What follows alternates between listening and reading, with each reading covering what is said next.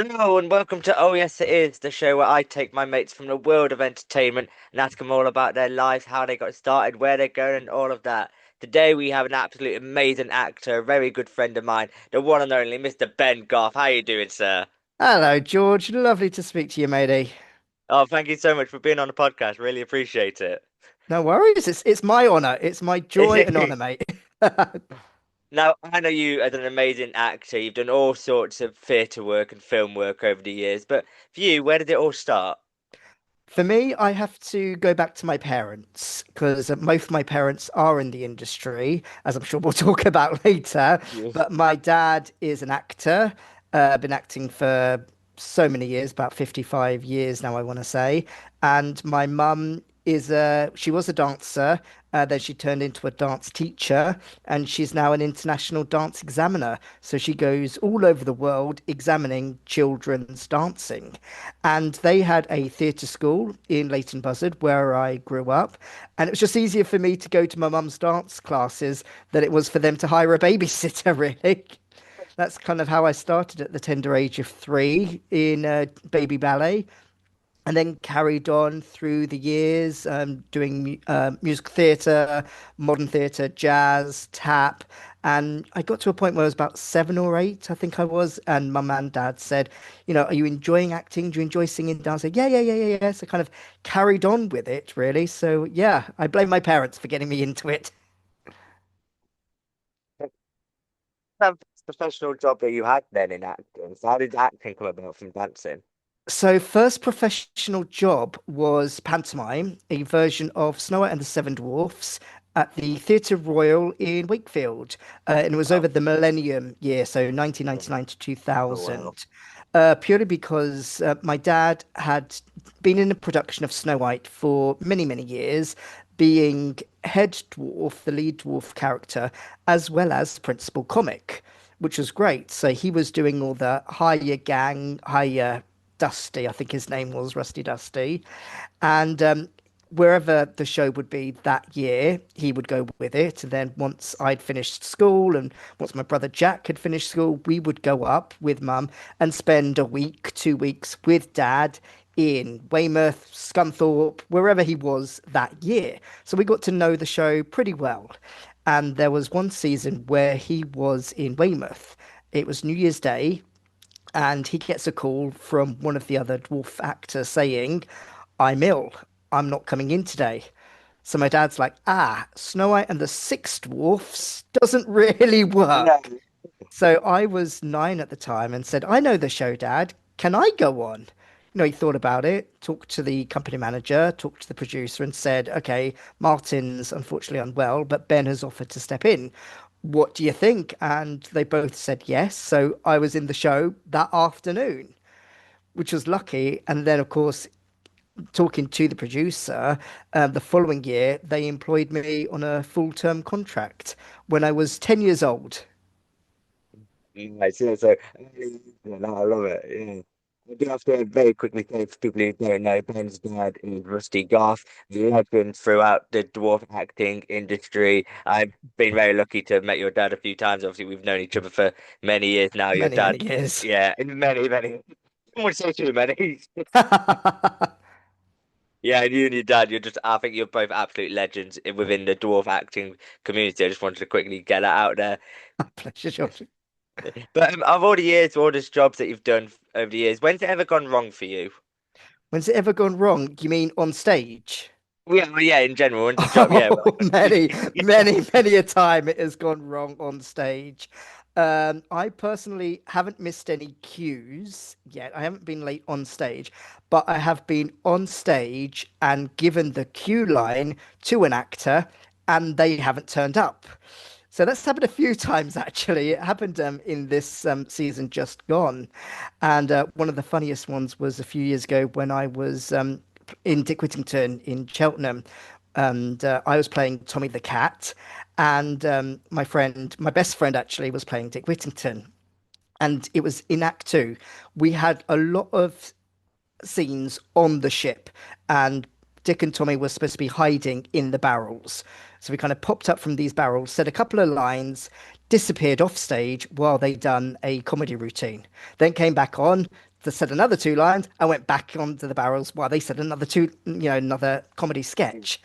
And it was one of these popping out the barrels moments. I popped out and I said, Dick, come on. I looked into the wings and there was my friend chatting to the stage manager about spoons, I believe it was. And she didn't realize that her mic was on. So I was like, Dick, you can come on now. You can come on, trying to get her attention. And I think over the sound system said, yeah, I actually prefer a big silver spoon. And then there was suddenly that look of panic in her eyes, going, Dick, you can come on now. They've gone. She was like, popped out from underneath the barrel. And again, luckily we only had two lines and then went back off stage and we collapsed on the floor in I can fits of giggling. imagine. So that's one of the many a time it has gone wrong for me. But a personal note for me was I was playing the Genie of the Lamp in a version of Aladdin, and we just had this big fight between the goodies and the baddies, and Abanazar had kind of called the fight to an end and said, "No one will defeat me while I have the lamp." And he put the lamp straight up in the air.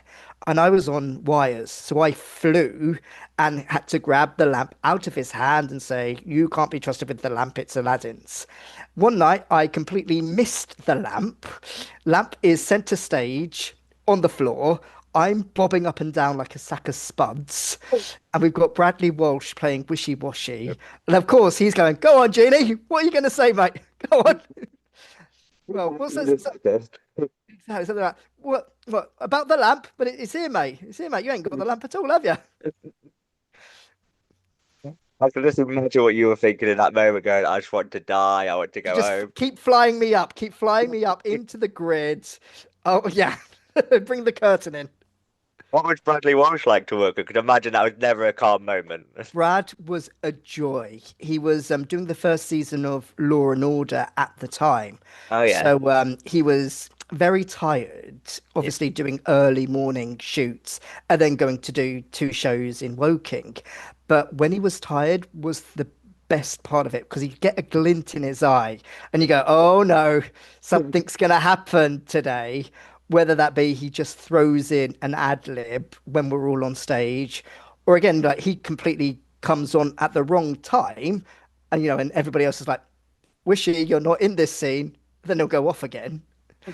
Just something to make us laugh. But Of he was course, yeah. an absolute joy to work with, and yeah, a privilege to learn from Oh yeah. him. How to have an audience in the palm of your hand. It was absolute joy. Yeah, so I can imagine learning from him, like you can't learn that anywhere else, but the lessons he has, it's mental. Exactly. Yeah. But again, over the years, what's been one of the best gigs or best jobs you've ever had for you?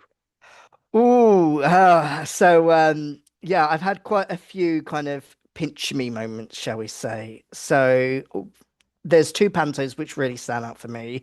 One was performing at the iconic London Palladium Wow. in their Oh version of yeah. Snow White at the London Palladium with Dawn French as the Wicked Queen and Julian Clary as the Man in the Mirror. And that was an honor. The London Palladium has such Absolutely. history, and Mm. to kind of walk out onto that stage every night and think, wow, so many of my heroes have been where I am standing Oh yeah. now. So that was a joy. And also, we found out during the run that Snow White had never been performed at the London Palladium. They'd done Cinderella, Wow. Aladdin, Dick Whittington, Babes in the Wood, all these kind of pantomimes before Crossroads brought them back and, made them what they are now. But Snow White never been done at the Palladium. So to lead the seven out onto stage every night was a pure wow. That was We a can imagine, a moment. you And the remember other, that. oh, absolutely. And also the other pantomime, which really stands out for me, was I was so lucky to work with Dame Edna Everage Oh wow. at the New Wimbledon Theatre, again doing Dick Whittington. And again, that was just a masterclass of how to time a gag, even if it's just a look to the audience, an eyebrow raise, anything like that, can have 1,500 people crying with laughter. And to work with Barry Humphries was a joy. He'd come into rehearsals every day as Barry, and he'd put on a little bit of an accent, while we were kind of blocking through the show. And our director said to him one day when they were just working together, are we seeing Barry or are we seeing Edna? And he thought about it for a bit and he said, you're seeing Barry doing a bad impression of Edna. And it was the final run in the studio before we went into the theatre and done all our tech rehearsals. And, we've got the producer in, the lighting designer, the sound designer, everybody's in. We're timing it to get an idea of what the run will be. And we're coming up to Edna's entrance, and I can't see Barry in the room anywhere. It's like, oh God, we're gonna have to stop there. Possibly he's gone to the toilet. But we came up to Edna's entrance, and the queue was like, I don't know if you can hear us, but wherever you are, hear our plea. And out of a side door came, hello, possums! And Edna had arrived in the building, in the rehearsal room, and we all just stood up and gave her a massive cheer. Oh, Oh, goodness. thank you, dear, thank you. And then all hell was let loose. Which again was brilliant. You never knew what Edna was going to do. If she had a great audience, sometimes Yeah. she'd add 10, 15 minutes to the show. Out front, we had like running times. Act one, approximately 1 hour 10. Act two, approximately an hour. I think Yeah. the longest running time we had was about 3 hours purely because Edna just was. The audience were great. Edna was on Yeah. fine form. Yeah, so again, that was another joy just to stand in the wings and watch Barry and Edna come Yeah. together and just do amazing work. So those are the two pantos which really kind of Yeah. stand out for me. Aside from Panto, I was lucky enough to work with the Royal Shakespeare Company for Wow. 2 seasons, doing a touring production of A Midsummer Night's Dream, which again was bizarre. We went to 12 different locations in the UK, and in each venue, we had 6 local amateurs come and join us and be part of the professional company. They were the Rude Mechanicals because we were doing A Midsummer Night's Dream. And then the following week, we go to a different venue and had 6 new actors again, which made it a joy for us professionals because we never got the same show twice. Yeah, What was refreshing. yeah, what was happening in Cardiff was completely different to what was happening in Glasgow, Yeah. which again was a joy for us. And we also had 30 school kids each venue, 3 groups of 10, who were again part of the fairy train. So again, Yeah. it was long, don't get me Yeah. wrong, but it was such a joy to work with, such an esteemed company like the Royal Of Shakespeare course. Company. So that was a joy. Yeah. Got to work with the National Theatre as well a few years ago on their production of Hex, which again was a joy. And most recently, spending 18 months in the West End with the show The Choir of Man, which again was an What's you absolute in? Yeah. joy for me to not be cast as a dwarf, shall we say. Yeah. I was just an actor because for those of you who don't know the show, The Choir of Man, it's set in a pub and it's 9 guys who sing a whole different bunch of songs, and it doesn't matter who you are, what you look like, everybody is welcome in the pub. And that was, again, such a joy and honor to be part of that show. As long as you can sing, that's all they care about, really, you know. Yeah, absolutely. And so, like growing up, when you started acting and started dancing, who were your inspirations? And have they changed over time as you've got older, or are they still the same? So inspirations have to be mum and dad because, as I Yeah, of said, course. dad is an actor. He started off in films like Willy Wonka and the Chocolate Factory, Star Wars, Yeah. 5 of the 8 Harry Potter films. And again, because I'd seen my mum progress from dancer to dance teacher to dance examiner to international dance examiner, they've kind of really been, who I look up to and kind of, I still call them every now and again when I have a job offer from my agent, saying, what do you think about this? Is this good? What do you think? Just for like career advice. So they've always been like my top two, shall we say. Yeah. But also friends who I meet within the industry who have gone on to star in, films, TV shows, West End musicals. I'm always so proud to be looking up to them. And again, occasionally I'll call some of my close friends and go, how are you doing? I've got this offer. What do you think?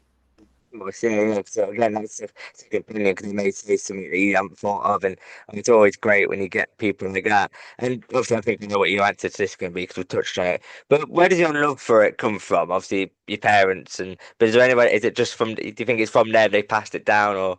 Yeah, Yeah, 100%, 100%. It's from my parents. I yeah, was lucky enough when I was growing up and when me and my brother were younger, get taken to theaters to watch dad in shows and, go backstage and meet the cast and, yeah. touch some of the props and walk on the sets and even like in film and TV. My dad spent 3 years working at Pinewood Studios. And again, every kind of Easter holiday or half-term break, if he was shooting something, I'd go down for the day and stand behind the camera and again kind of see the behind the scenes of performing. And obviously, with mum and dad's theatre school, every 3 years they did put on a big show for all the students and their parents. And again, just the love of performing in me and getting the applause back was something which I loved, growing up doing dance festivals, singing festivals, acting competitions, those kind of things. But doing my first professional job at 10, that was when I was like, yeah, this is me. Yeah. This is a bit of me. This is what I want to do for the rest of my life. No, yeah. That feeling being on stage and getting a instant reaction from people, just like that, it's absolutely mental. So, Absolutely. for you, why is live entertainment so important, do you reckon? Live entertainment is so important because it's escapism. I think that's what it is for me anyway. When I go and Yeah, see a show or when I'm performing on stage and I see people looking out, and it's that escapism. There's so much stuff going on in the world, yeah, and you don't know what that person in row G is feeling, what kind of day they've had. yeah, But if you can let them escape, go on a journey for an hour and a half, 2 hours, if you see them smile, if you see them shed a little tear, something like that, it means they're invested in your performance. And even with kids as well, especially with yes. pantomime, kids are so used to technology these Oh, days yeah. that if you take that away and there's a one of my wonderful friends, Eric Potts, is a director, script writer, worked with him for many years. He always used to say when he's writing a script, the top of his list, shall we say, is adventure. If you don't get them gripping onto their seats, going, no Cinderella, you know, Cinderella's locked in the cupboard. Don't rip up her ticket, stepsisters, or don't bite the apple, Snow White, or don't go in the cave, Aladdin. If you get them screaming and shouting, I mean, you'll know this from 10 a.m. school shows. It's deafening.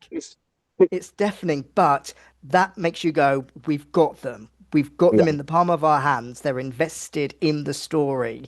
And children are the theatre goers for the next generation. So if we can get them yeah, into the theatre early and go, wow, look at the lighting, look at the special effects, look at the comedy and things like that, then you go, yeah, hopefully they will be a theatre fan for life. And that's yeah. what it's all about, really. Yeah, like I can't remember, but I was thinking about being Northampton. I remember the team always playing Snow White Dead, and during the school trade, we literally, the six, seven of us, could not hear each other because the Exactly. kids Yeah. were shouting, "Here behind you, she's dead, turn Yeah. around!" And it got to Yeah. the point we had to say, "Right, we'll look at you and go, I've done my line." Exactly, exactly. You can't listen to the actor who's like 2 feet in front of you Yeah, because those 600, 700 kids are screaming, and yeah, they're invested in the show. They've had way too much sugar anyway. but yeah, So, oh, easily, so, yeah. but It's that's like that's give us 30 seconds. We know, just give us 30 seconds, please. exactly, exactly. But then that's when you go, for me personally, that's when I go, yes, yes, Yeah, and oh this yeah, is what I love about the job, live yeah. theatre especially. Well, it's like a moment I'll never forget. I was saying on an episode a few weeks ago with a guy called Will Kennan. Will Brilliant day. Kenning, lovely Do you know Will? Will. Oh, I love Yeah, Will I Kennan. worked with Will in a version of the Threepenny Opera, which Oh, is a yeah. actor muso, deaf and disabled friendly. But yeah, he's been resident in Dunstable, hasn't he, for Yeah, years? yeah. And he's one of the nicest blokes I've ever worked with. Brilliant And guy. we're saying, when I did Dunstable Panto all those years ago, we're coming up to the end of the show, and he was saying, "Right, kids, get your cameras out, time to take a photo." And there was a little girl on like the first or second row, and her face lit up. And she was hitting them on going, "Get a camera, get a phone, get a phone." And she must have been about 7 or 8. And I remember thinking to myself, that's why we do this job, Yeah, for reactions like that. And I was like, I will never forget that reaction. It's like, and when you come out after, even though school shows, if you ask anyone in Panto, they hate the school shows because they're all a pain in the arse. yeah. But coming out that stage door to 400 screaming kids, like, Yeah, but they're not screaming at you. Oh, look, there's a dwarf. It's look, there's Cheeky, there's Sarge, there's exactly. Doc, Yeah. whoever, going. Oh yeah, and I remember this year in Canterbury, where I just was me and another dwarf, Liam Roach. We looked quite Mhm. similar, and I was outside waiting for somebody else, and I could hear two or three school kids going, "That's Kevin." No, no, no, it's Cheeky. And they were having an argument over which dwarf I was. And then one of them said to me, "Excuse me, who did you play?" And I went, I'm Cheeky." And I Yeah. went, "I told you it was him." I tried like, what? It's mental. Yeah, one thing my brother loves slash hates is when he comes to see me I in know where shows. this is Because yeah, going. yeah, yeah, you've heard this story before. But yeah, my brother Jack is also short, and he'll have watched me in a show, be it Panto, be it Midsummer Night's Dream, be it whatever. Always somebody as he's leaving the theatre, somebody will go, "Oh, you were very good." And Jack is a little bit taller than me. He's got a beard. And it's Yeah, like, it's been 30 seconds. You expect me, on stage, quickly yeah. change. And yeah. And then I'm like, "Oh, you're very good." And he always goes, "Thank you. Thank you very Oh, yeah, much." yeah.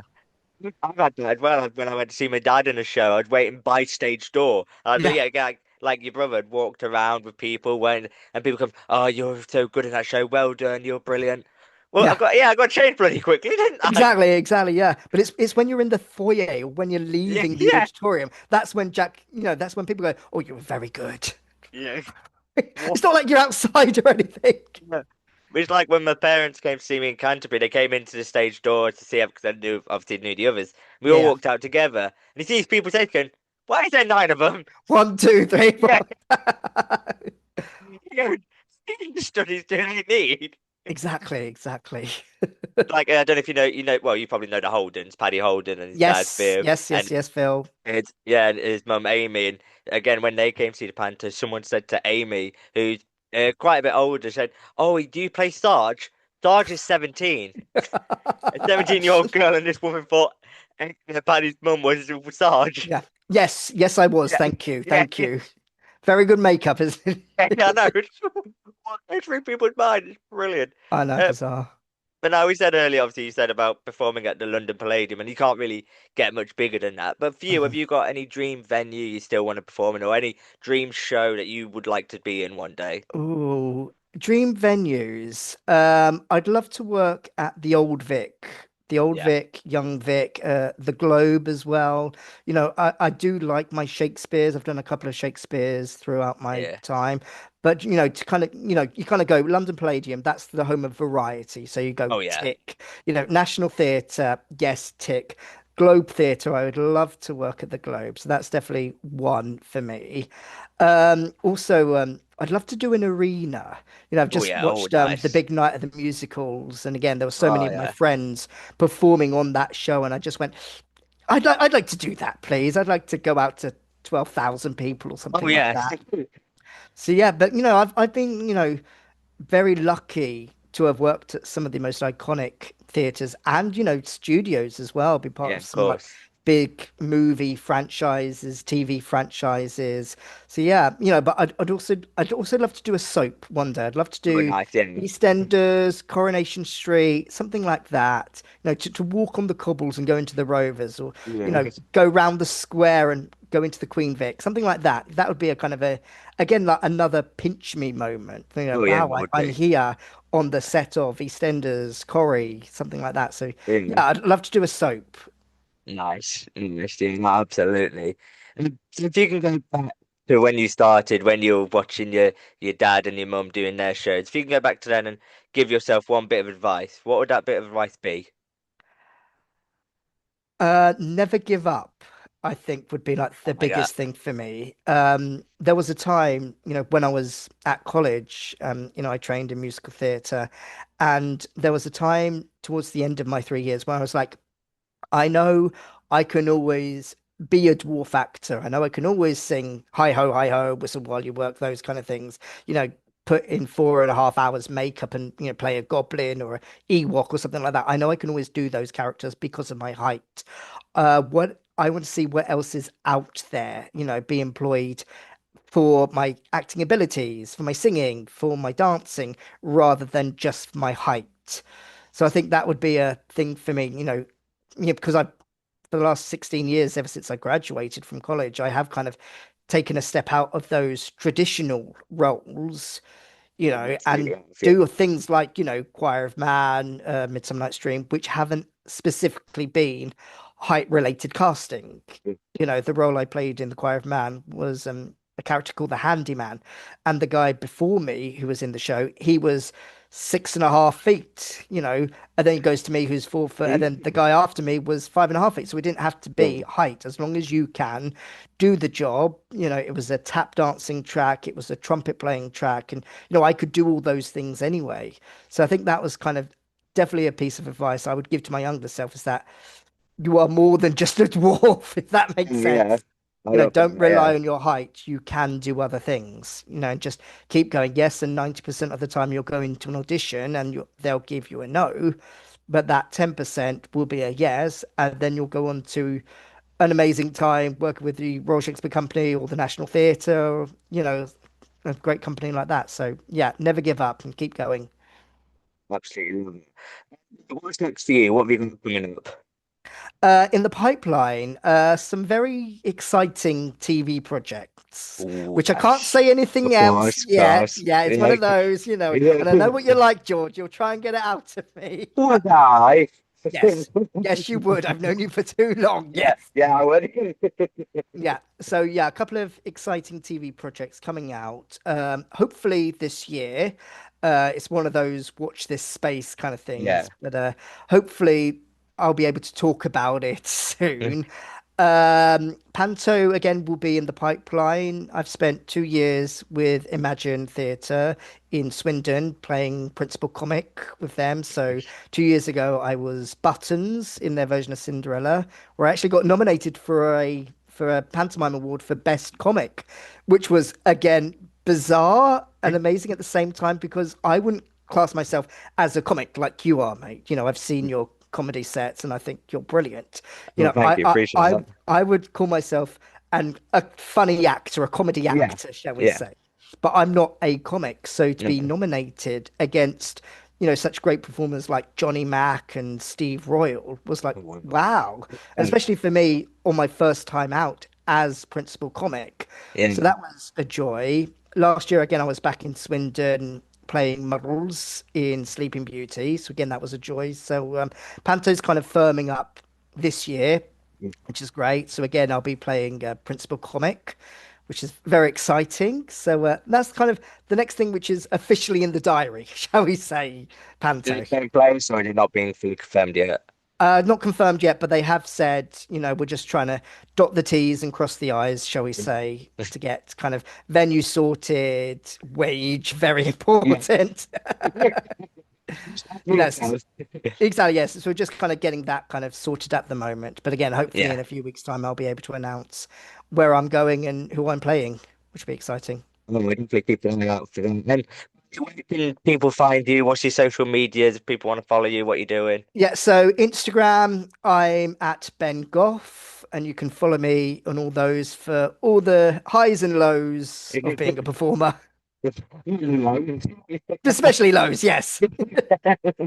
Well, Ben, thank you so much for coming on the podcast. It's been an absolute joy to talk to you. It's No, always thank you, great George. catching up. Yeah, as I said, please go and follow Ben online. Thank you guys so much for watching. Don't forget to like, comment, follow, and subscribe for more videos. I will be back. It's going out on Thursday. We're now recording on Monday, whatever day it is today. I don't know. Yeah. We're self-employed. We don't know what day of the week is. No idea. No idea what's No, happening.